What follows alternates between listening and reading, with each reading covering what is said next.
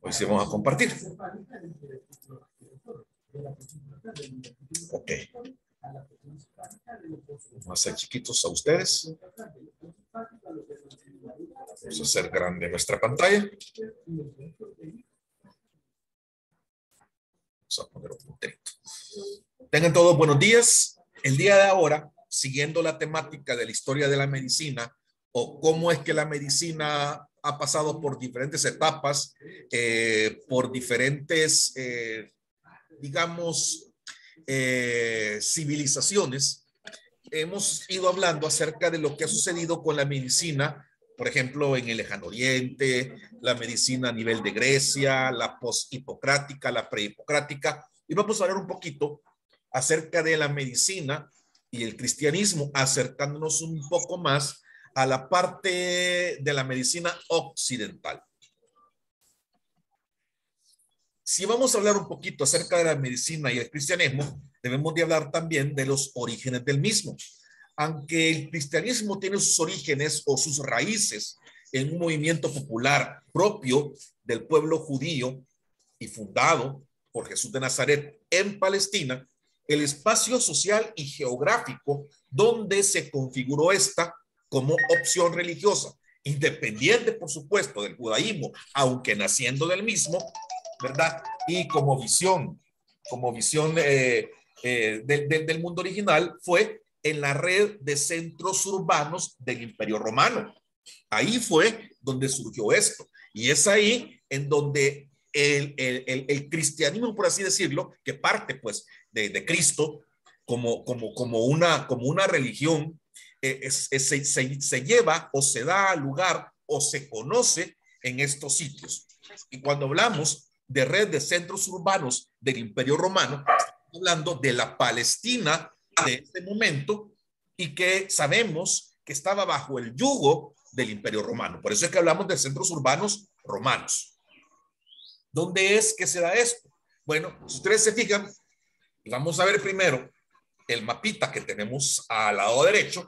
Aquí tenemos todo el Imperio Romano en ese momento. Fíjense, imagínense, el Imperio Romano comprende el que se conocía hasta el año 14 después de Cristo, con la muerte de Augusto, totalmente en verde, el que llega, ¿verdad?, hasta el año 117 después de Cristo, ya anexado por Trajano y hasta la muerte de él, y después las conquistas temporales que se hicieron mucho tiempo después y que vemos en celeste. Entonces ustedes pueden ver cómo el Imperio Romano en ese momento prácticamente dominaba el mundo conocido hasta esos días. Si nos vamos ahora al mapita que tenemos en el lado izquierdo, ahí podemos ver la Palestina de ese momento. Y ahí podemos ver también las áreas urbanas o las áreas geográficas en este momento, pues centros judíos, pero bajo dominación del Imperio Romano. Y es en estas áreas en donde se comenzó o donde nació y se comenzó a expandir el cristianismo. Se puede decir entonces que los momentos históricos y decisivos en la génesis del cristianismo se deben principalmente a ciertas condiciones políticas y culturales que se dieron en esos momentos y que hicieron posible la difusión y configuración del cristianismo. ¿Y cuáles van a ser estas condiciones? Bueno, tenemos prácticamente tres. Primero, podemos decir pues que es la incorporación a principios del siglo III de toda Palestina a la esfera de influencia cultural helenística, pero que luego cae bajo el yugo del Imperio Romano. Segundo, la inclusión en el siglo I antes de Cristo de todo el Mediterráneo oriental como territorios dominados por el Imperio Romano.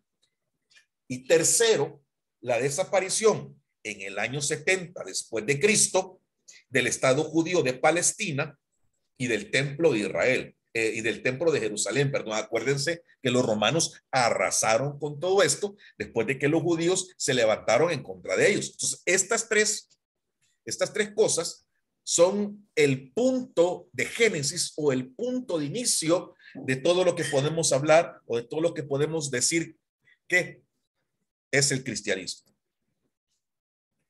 Importante también es saber que hay un emperador que fue punto de partición, Constantino. Ahí tenemos un busto de él en la imagen. En el Imperio Romano llegó un momento en que se divide en dos.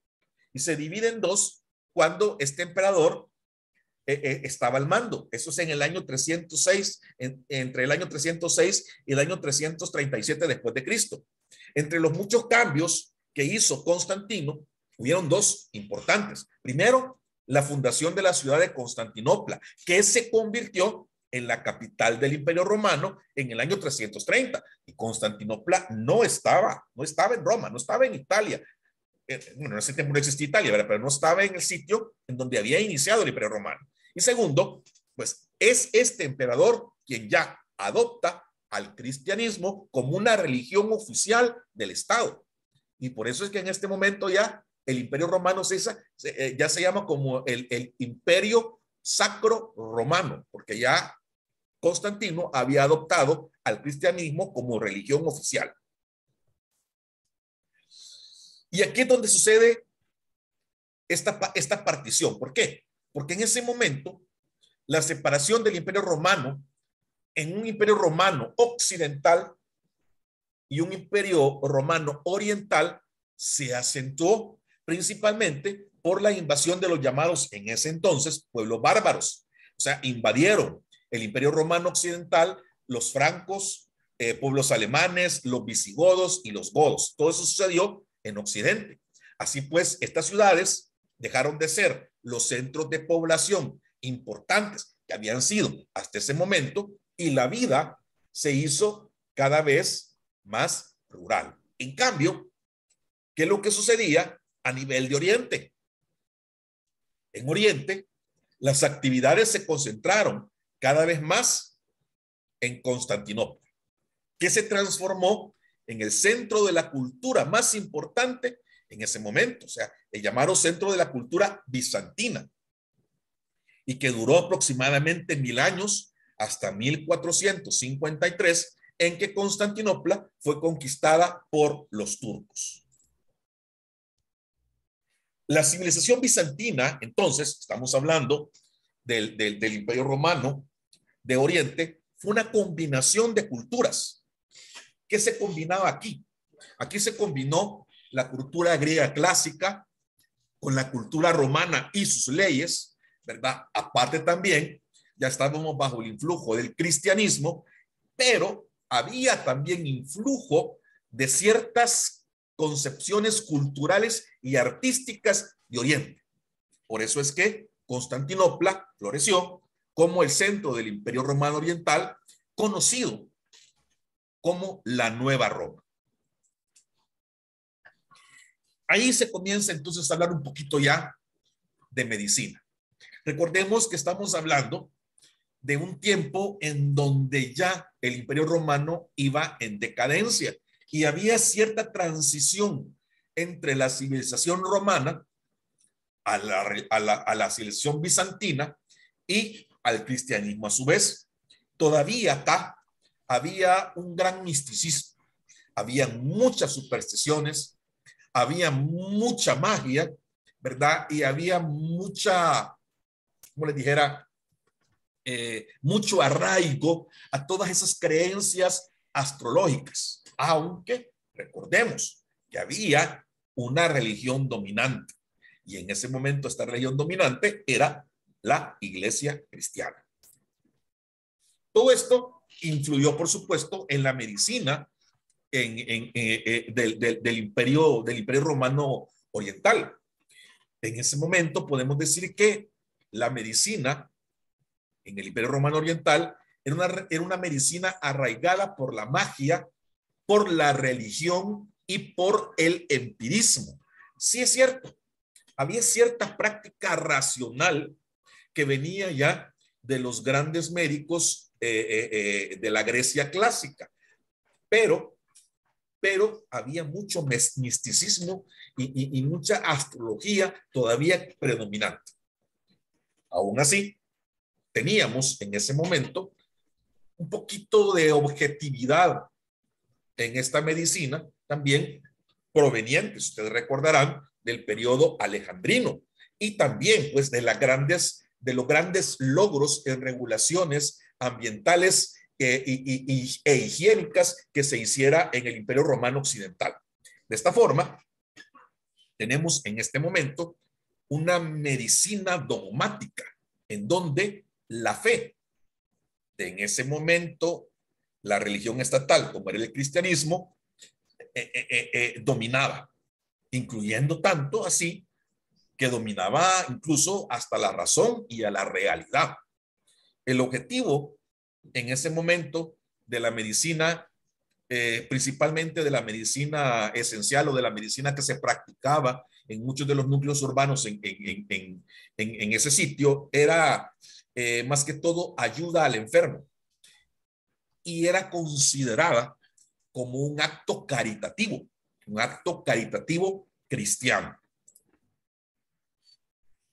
La medicina, influida por el cristianismo, se consideraba como un sentimiento de ayuda al enfermo, principalmente como un deber religioso. Si era bueno en algo, la condición igualitaria de tratamiento, sin importar si esta persona o si este enfermo era pobre, era rico, era libre o era esclavo. Aparte, la asistencia médica iba mucho más allá de la posibilidad de curación. Aquí ya se comenzaba a hablar acerca de no solamente ayudar a la curación del cuerpo, sino que también ayudar a la curación del alma. Se incorporaron ciertas cosas muy buenas, por ejemplo, se incorporó un método de consuelo, la llamada psicoterapia cristiana, y también el asistencialismo gratuito. En ese momento, el médico que atendía en muchos lugares, principalmente los hospitales o centros de atención, estaban en monasterios o estaban en conventos, entonces ahí la asistencia era gratuita, se daba por caridad y es por eso que se atendía a todos por igual. O sea, se atendía lo mismo a un menesteroso como también a una persona que tenía posibilidades económicas. Es importante también recalcar y hacer notar que en ese momento también podían haber cuidados al paciente de manera domiciliar. Y esto se hacía principalmente por viudas o por diaconisas. En ese momento todavía no estaba el término de monja, sino que estaba el término de diaconisa. Entonces ellas son los que se encargaban de hacer visitas a los enfermos y atender a los enfermos en sus casas. Aquí también inició la creación de centros masivos de atención, a los que se llamó hospitales. Igual, aquí la valoración no era solamente, como les decía en un inicio, de la curación del cuerpo de un enfermo, sino que también venía una valoración moral y había una terapéutica en la convivencia del dolor. O sea, esos fueron, se puede decir que los gérmenes de la psicología o los gérmenes de las terapias. Igual, había mucha incorporación de prácticas religiosas cristianas al cuidado de los enfermos y ahí fue cuando se comenzó a utilizar la oración como un método de curación, pero también se empezó a usar la llamada extrema unción o la unción de los enfermos, ¿verdad? Ahí fue cuando se comenzó a dar esto que todavía en nuestros días se utiliza o se ve. Los primeros médicos cristianos que ejercieron, casi todos eran altos sacerdotes y que predicaban la fe, porque ellos decían que el origen de la salud comenzaba en Cristo. Y ahí va lo que les comentaba, que no solamente era labor del médico curar al enfermo o curar al cuerpo, sino que también dar curación al alma. De ahí pues se comenzó a hablar de una gran cantidad de personajes de la iglesia, a los cuales se les llaman santos, y que tenían poderes curativos o se asoció a la oración a estos personajes con poderes de curación. Así tenemos, por ejemplo, que se asociaba a San Antonio de Padua con la curación de las fracturas o de los huesos rotos, la oración a Santa Lucía, que ayudaba y protegía a aquel enfermo de los ojos, San Lázaro, a los enfermos de lepra, San Mauro, a los enfermos de gota, San Valentín, a los enfermos de epilepsia, San Dionisio, por ejemplo, aquellos con enfermedades venéreas, en aquel momento la sífilis, o a San Roque, al cual se le pedía y al cual se le oraba cuando habían casos o brotes de peste. También, a pesar de que el cristianismo era la religión en ese momento de Estado, o sea, la religión propia del Imperio Romano Bizántico o de Oriente, también habían ciertas tradiciones bárbaras que se comenzaron a adoptar con el advenimiento de las invasiones de esos pueblos bárbaros al Imperio Romano de Occidente. Ya cuando ellos comenzaron a tomar o comenzaron a conquistar todos esos antiguos dominios romanos, se popularizaron también una serie de remedios mágicos. Por ejemplo, una serie de ritos, una serie de hierbas, incluso de piedras mágicas, ¿verdad? Y también se comenzó a incorporar, al igual que se hacía con las viudas y con las diaconisas en el Oriente, se empezó a hacer en el Occidente, se empezaron a incorporar a las mujeres como asistentes de los médicos o también asistentes de los mismos enfermos. Cuando los godos invadieron Portugal, los ostrogodos saquearon Roma, los francos, los borgones y finalmente los germanos conquistaron el norte de Europa e invadieron las islas británicas, trajeron consigo una serie de conceptos médicos que ellos utilizaban y que se fueron incorporando a los conceptos médicos que ya se traían pues, del Imperio Romano. Es en ese momento también en que principalmente en el occidente el Imperio Romano se dividió en una multitud de feudos. Y es también cuando el germanismo se fue imponiendo. Aquí hubo una mezcla de carácter aventurero, bárbaro, con la filosofía cristiana primitiva. Y ahí es donde comenzó el nacimiento de la llamada Edad Media, donde pues había un feudo en el cual dominaba un rey y todas las demás tierras se dividían en reservas señoriales, o sea, reservas propias del rey, las tierras cedidas por los señores a los campesinos y las tierras pertenecientes a todo el feudo, o sea, bosques y pastos para el ganado, las llamadas tierras comunes. En la Edad Media, la civilización y la cultura se fueron refugiando en los monasterios.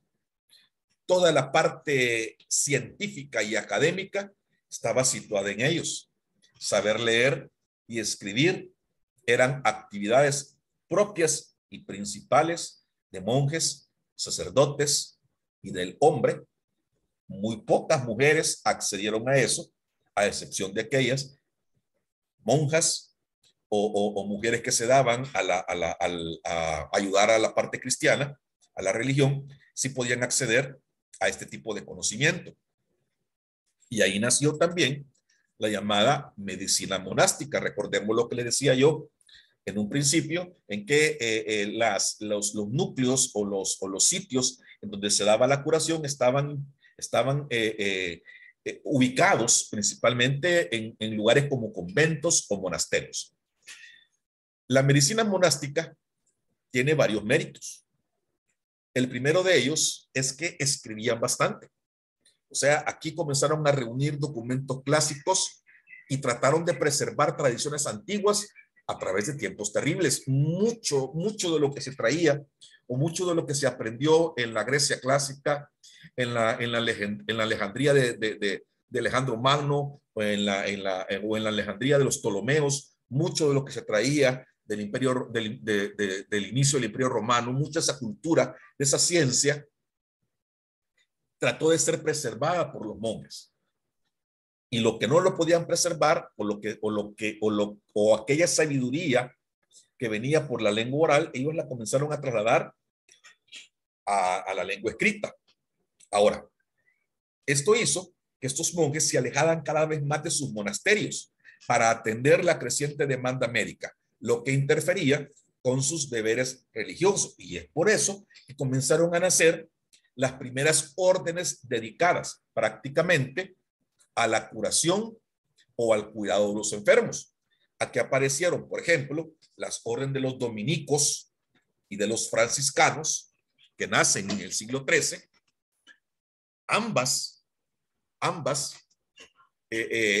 eran hostiles a cualquier actividad científica, pero eran bastante dadas a la atención del menesteroso. Por eso es que también, y debido a que interfería con los deberes religiosos de muchos de los frailes o muchos de los curas de esa época, se comenzó a reforzar el rechazo en la práctica de la medicina por parte de los mismos. Entonces, estos empezaron a enseñar la medicina a segundos o a terceros. Y así se fundaron también los hospitales. Los hospitales se fundaron en un primer momento en los grandes monasterios. De hecho, los clérigos se hicieron responsables de los hospitales en los imperios romanos, tanto de Occidente como de Oriente. Comenzó entonces a fundarse, o comenzaron entonces a crearse los primeros hospitales públicos. De hecho, el más antiguo de estos se fundó por San Basilio en Cesarea. Imagínense, en el año 370 después de Cristo. Ese es el hospital más antiguo del cual se tienen referencias. También, aparte de hospitales, se comenzaron a establecer los llamados hospicios. Estos hospicios eran principalmente para aquellos peregrinos que visitaban lugares santos. También, y a la par, en esos tiempos, una de las enfermedades más cruentas y más crueles era la lepra. Comenzaron a fundarse y comenzaron a crearse los llamados leprosarios, tanto en Italia como en Constantinopla, y también los parabolani. Ahí comenzaron a crearse estas personas que eran en sí enfermeros y que eran los encargados de asistir en esos sitios a los enfermos, los parabolani. Esos fueron los primeros enfermeros o los enfermeros antiguos. En Europa no había hospitales como tales, sino que se crearon los llamados hostales de Dios, Hotel Deu o Hotel Diu. El primer hospital verdadero, en el sentido de la palabra, nació a través de un hostal de Dios y fue fundado en Lyon alrededor del año 542. Este fue fundado por el rey Childerto I, que era rey de los francos, y este es el primer hospital europeo del que se tiene historia. Acordémonos que el primer hospital creado no fue en Europa, fue en Cesarea. Este es el primer hospital creado en Europa. Después se creó otro Hotel de Dios, un hospital en París, y después otro más, el de Santa María de la Scala en Siena. A partir de esto, nace en el año 1180 la Orden de los Hospitales del Espíritu Santo. Esta orden es importante porque favoreció la creación de hospitales en las principales ciudades de Europa. Ya imagínense, ya comenzaba, ya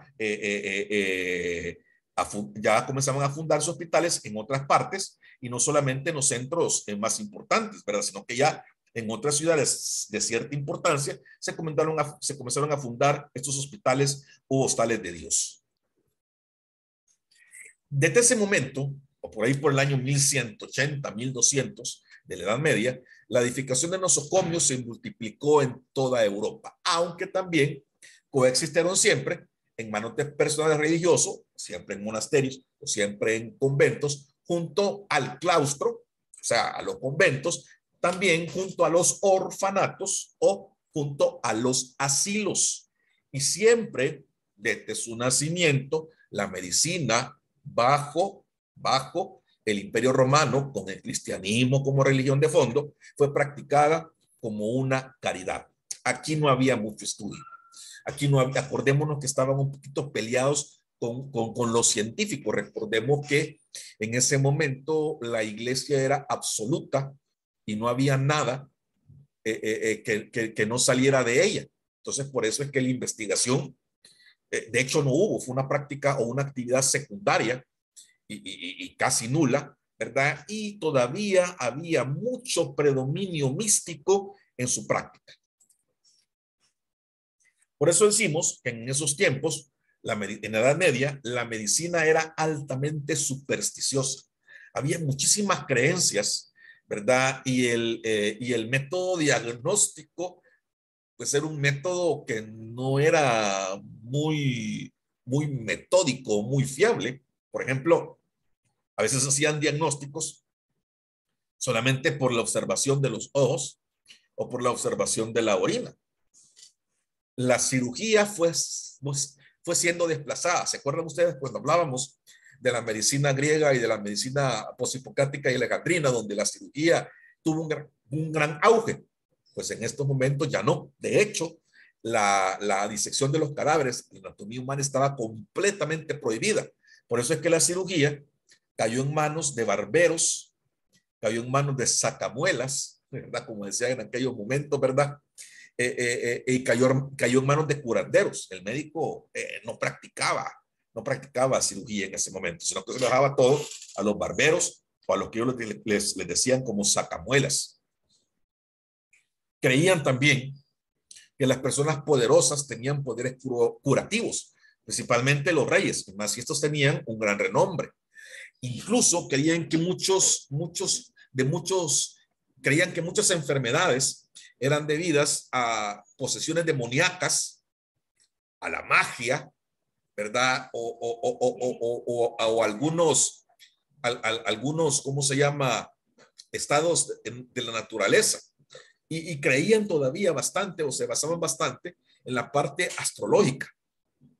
Había un gran ambiente místico que daba gran importancia a lo sobrenatural en esta Edad Media. Acordémonos que esta Edad Media también se le conoció como la edad del oscurantismo. No había mucha ciencia, ¿verdad? ¿Por qué? Porque la misma iglesia no dejaba que se investigara, y cualquiera que investigara algo o cualquiera que hablara en contra de los dogmas cristianos en ese momento era considerado pues un ateo, era considerado un apóstata, era considerado un brujo.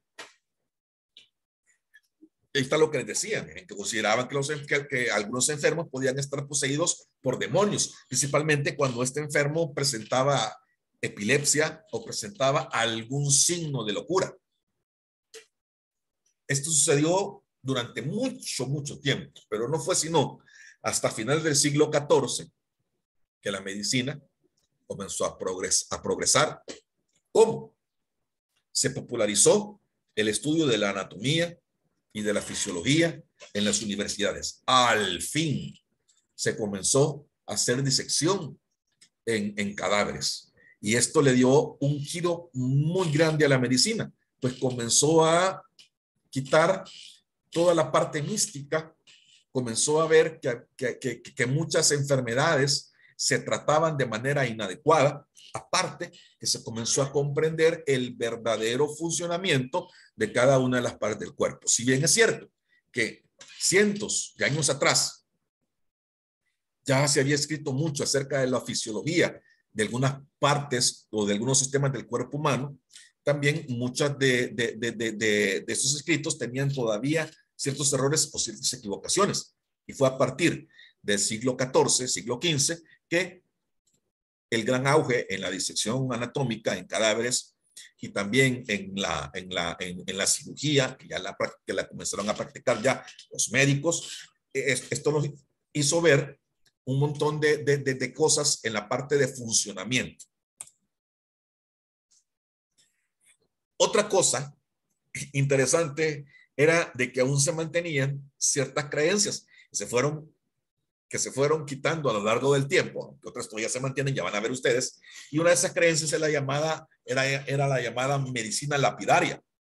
Quiere decir la medicina lapidaria, que muchas personas, principalmente aquellas ciudades que habían sido invadidas por los pueblos bárbaros, creían en objetos refulgentes como gemas y piedras preciosas como medicina, ¿ya? Se las colocaban al enfermo, las maceraban y se las daban a tomar al enfermo, o incluso hacían que el enfermo las ingiriera. Ya esto era algo bien mágico. Las gemas se consideraban o se clasificaban de acuerdo con sus supuestas virtudes para curar un gran sinnúmero de enfermedades. Sabemos, claro, ¿verdad?, que esto no era cierto, pues las piedritas no le van a curar ningún tipo de mal, pero mucha gente en aquellos tiempos creía eso. También de eso mismo fabricaban elixires, fabricaban extractos y fabricaban esencias. Solo imagínense que existían elixires de perlas, extractos de esmeralda, esencias de topacio, ¿verdad? Que se utilizaban para supuestamente curar ciertas enfermedades y que al final lo que terminaban haciendo era matando al pobre enfermo. El proceso de preparación de todo ese tipo de medicinas era bien complicado. Y por eso ese tipo de medicamentos también, a pesar de que no hacían nada, era bien costoso. Imagínense cuál era todo el proceso de fabricación. Por ejemplo, vaya, pongámosle, que querían hacer ellos un extracto de esmeraldas. Lo primero que hacían era lavar la piedrita. La fraccionaban en pedacitos pequeños, la sumergían en agua y la dejaban sedimentar, la trituraban, volvían a sumergir los fragmentos en el agua y después lo pasaban hacia un crisol, o sea, lo pasaban a fuego en un crisol de orfebre. Lo que quedaba, o sea, lo que sacaban de este crisolado, le agregaban agua de rosas para confeccionar a partir de este polvito que quedaba. Pues claro, se volvía a moler, ¿verdad? Le agregaban el agua de rosas y de esto hacían pastillas, incluso hacían pociones, lo mezclaban, por ejemplo, con sebo o con algunos linimentos y fabricaban ungüentos. Claro, vuelvo a repetir, esto no servía, no ayudaba en más nada. Otra cosa que se utilizaba bastante en la medicina del tiempo cristiano o de la Edad Media era la astrología. La astrología fue una influencia importante y prominente en el mundo médico de esos días. La relación entre el organismo humano y los signos del zodiaco estaba bien arraigada. Ya incluso la relación entre el Sol, la Luna y los planetas se supone que tenía relación con ciertas partes del cuerpo, con ciertos sistemas, pues, y que su desequilibrio, pues, lo que causaba eran los problemas o enfermedades que esta persona llegaba a tener. Así también, y como relacionaban mucho la astrología, entonces también había una terapia astrológica.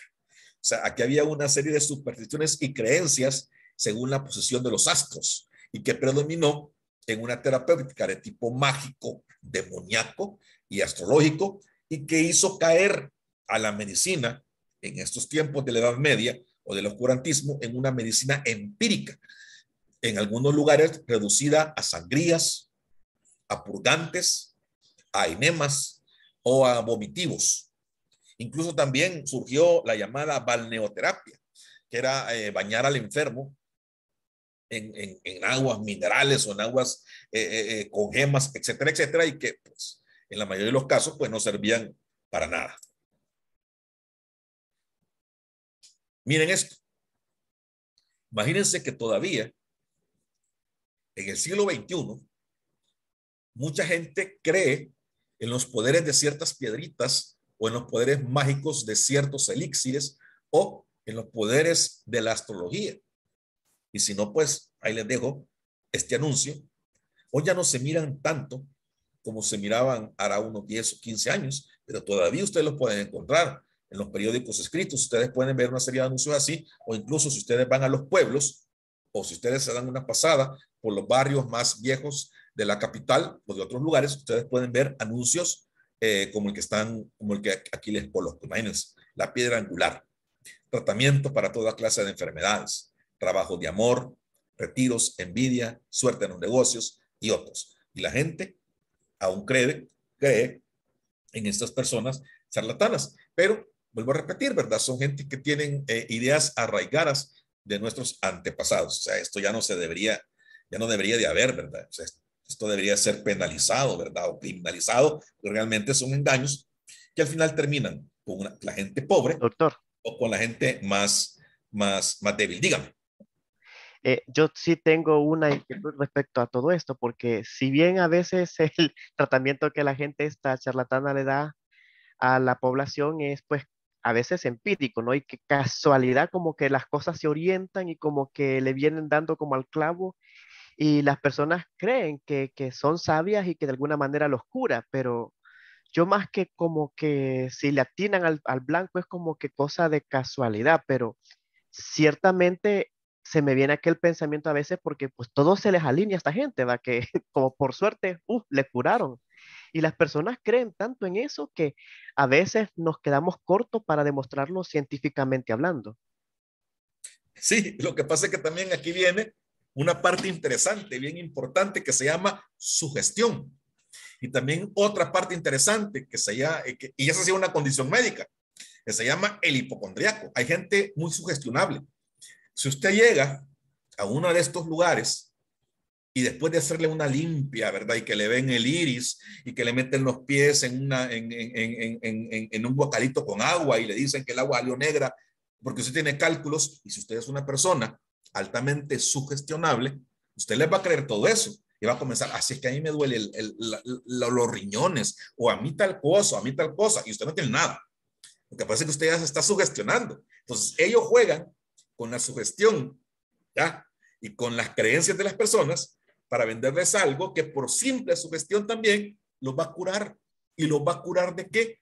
Los va a curar de nada.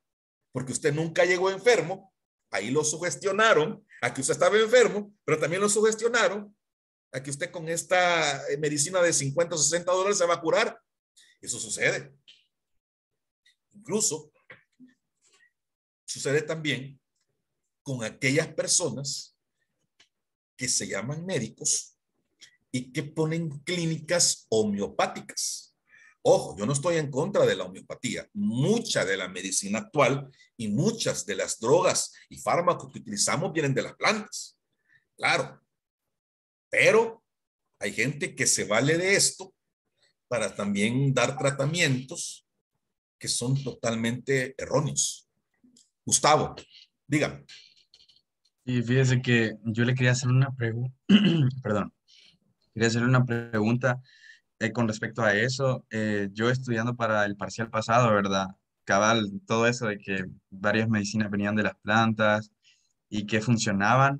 Entonces yo siempre me he cruzado con este tipo de información que dice que la homeopatía o la naturopatía es placebo y que, o sea, en realidad no funciona. Entonces yo le quería preguntar a usted si, o sea, si eso es verdad que es placebo y por qué si viene es medicina a base de plantas y antes se usaba a base de plantas también y funcionaba, ¿por qué no funcionaría ahora? No, no, sí, claro, Gustavo. Y le voy a decir así, sí y no. Sí, hay algunas que sí funcionan, ¿verdad? Eh, Bien aplicadas o bien formuladas, le pueden ayudar. Pero, por desgracia, acuérdese que en estos dorados tiempos hay mucha gente charlatana y mucha gente que se lucra del dolor o de la enfermedad de otros. Entonces le hacen algún tipo de pócima por ahí de algunas plantitas que, pues si no le van a dañar, pero tampoco le van a ayudar.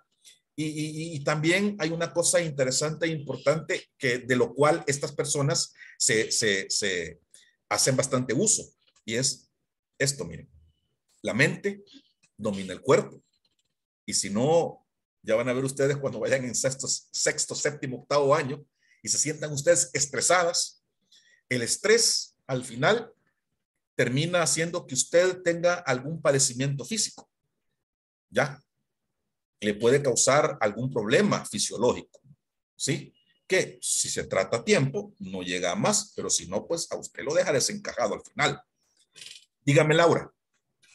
Con esto del estrés, he escuchado que hay como aromas o esencias que lo curan, entonces no sé si en sí tienen ciertas propiedades químicas que lo relajan a uno o es mentira?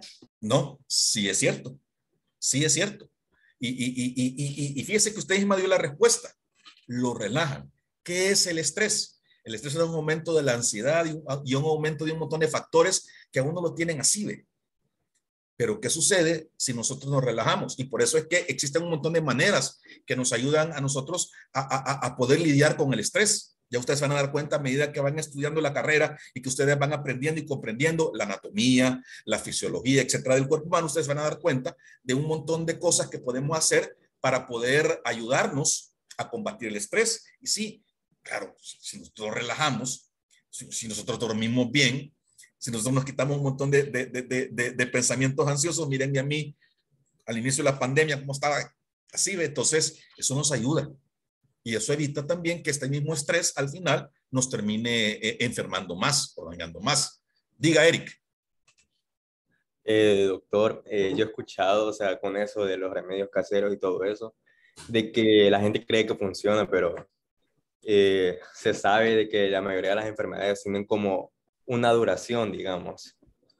Entonces, digamos, hablando con, por ejemplo, con lo del mal del ojo, que es como de las más conocidas, pues las personas, digamos, imagínense que esa enfermedad dura como 7 días, digamos, y le hacen el remedio casero, eso de que le ponen huevo o no sé qué en la cabeza, se ve que les ponen, se los ponen como por el 5.º día y mágicamente ya el 6.º día la persona ya se siente mejor, pero es porque la enfermedad ya va como caducando, entonces... Claro, es cierto, Eric, así es. Lo que pasa es que, y la gente atribuye, lo que usted mismo acaba de decir, la gente atribuye a la curación mágica porque a usted le pasaron el huevito, o porque le pusieron el ojo de venado, ¿verdad? Pero esa gente sencilla, o esa gente a veces que no ha estudiado mucho, o sea, no sabe lo que es la etiología o el tiempo que tiene una enfermedad para actuar, ¿ya? Entonces, ahí sucede todo ese montón de cosas. Y usted, aunque les explique, no le van a entender o no le van a creer. Dígame, Dina. Yo tengo una historia, no es como de medicina, pero sí del efecto placebo que mencionó Gustavo, creo. Y es que yo conocí a alguien que no tenía nada, nada, nada de suerte en el amor y compró como una poción o algo así, así en esas tiendas. Ajá. Y de la nada ya todo un galán, que le escribían 3, le escribían 4. Y nada, yo le dije como, a ver, y era un botecito y era como con agua y un olor, o sea, era agua. Y lo que pasa es de que el placebo, él dijo como, como es poción tiene que funcionar y eso le dio confianza, pero era agua. Mire, pues sí, pero ¿qué acaba de decir Sí. usted? ¿Qué hizo eso? Le dio confianza a él y tal vez anteriormente, como no tenía la confianza de hablarle a la niña que le gustaba o de decir las cosas o de ser más sociable, el tal placebo le ayudó. Mire, si es lo que sucede con el alcohol, va. Mire, hay gente que se toma 1 o 2 cervezas, se toma un traguito y ya es otra persona, ¿verdad? Ya puede hablar, ya rompe ciertas barreras que tenía él, ya se vuelve más sociable, ¿verdad? Es lo mismo que sucede. Y muchas de esas cosas que estamos hablando y muchas de esas cuestiones a veces son de aquí. Por eso les pongo yo esa enfermedad, que se está en los libros de medicina, el hipocondriaco. Mire, uno en la práctica médica se va a dar cuenta de un montón de gente que llega a la clínica con un montón de disque enfermedades que solo están aquí. Y con solo el hecho de hablar con usted, y por supuesto que usted les dé terapia, les hable, les explique, les diga, los relaje y le recete alguna cosa inocua, se curan. Ah, pero no vaya a ser usted que le vaya a decir, usted no tiene nada y no le va a recetar nada, que ese señor le va a dar más duro y va a ir a buscar otro doctor. Y le va a pagar el doble o el triple lo que le paga usted y sí lo va a curar. O se van a buscar a todos esos de medicinas biológicas, ¿verdad? Que vaya, imagínense. ¿Cómo somos a veces nosotros mismos en la profesión? Los tales lavados de riñón. O sea, lavado de riñón no existe. Pero ¿qué hacen estas personas? Estas personas a usted le ponen un suero, se lo pasan rápido, pero le dan un diurético o le inyectan un diurético. ¿Qué hace un diurético? Hace que usted orine más. Si a usted le están metiendo líquidos y usted le meten a la vez su diurético, usted le van a meter un líquido y usted lo va a ir a orinar después. Ese es el lavado de riñón. Y ahí le están lavando todo el sistema renal. Mentiras. Pero la gente ya sabe, ay, el doctor me ayudó y me curó los riñones. ¿Y cuánto fue a pagar por eso? Como $100. O sea, por favor, no vayan a hacer así. Por eso es que nosotros tenemos que basar nuestro conocimiento en los pilares de una medicina científica, de una medicina basada en evidencias, de una medicina basada en leer nuestros libros, leer publicaciones científicas, ir a seminarios, ir a congresos y no dejar de estudiar. El médico jamás deja de estudiar. Usted podrá tener 25 años y otro podrá tener 60. El de 60 quizás está estudiando más que usted, porque uno no se queda oxidado. La medicina, desde el momento en que yo me gradué, ha cambiado un montón y va a seguir cambiando. Igual, ustedes se van a graduar y la medicina con la que ustedes se graduaron va a ser diferente a la medicina que ustedes van a tener quizás 20 años después de haberse graduado. Acuérdense que los avances tecnológicos y médicos ahorita están avanzando y hoy se han dado cuenta con la pandemia. Así que, a seguir estudiando. Hey, que me ha gustado que me hayan hecho preguntas. Les interesó el tema, les gustó, ¿verdad? En nosotros no me hicieron para preguntas. nada. En nosotros no me hicieron preguntas, fíjense. Ahora sí me han hecho preguntas. Está bueno. Les agradezco mucho, ¿verdad? Muy amables por la atención y por las preguntas. Gracias, doctor. Cuídense. A usted. Bendiciones. Un gusto. Gracias. Gracias, doctor. Feliz día. Gracias, doctor. Nos vemos. Gracias, doctor. Feliz día. Gracias.